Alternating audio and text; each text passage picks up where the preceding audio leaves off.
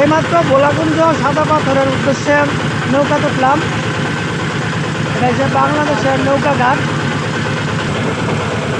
এই যে নদী, ওই যে পাহাড় দেখা যায়, ওইটা হচ্ছে ইন্ডিয়া।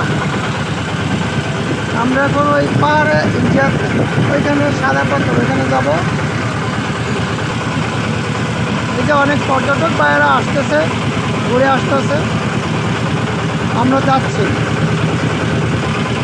তারপর মজার বিষয় হয়েছে, এখানে নৌকা ভাড়া রিজার্ভ গেলে 800 টাকা, মিনিমাম একজন গেল 800 টাকা, ম্যাক্সিমাম 800 জন গেল 800 টাকা, আপ ডাউন নৌকা ভাড়া নেয়। অপূর্ব দৃশ্য, সূর্যটা কীরকম দেখা যায়, পুরা সূর্য বোঝা যায় না।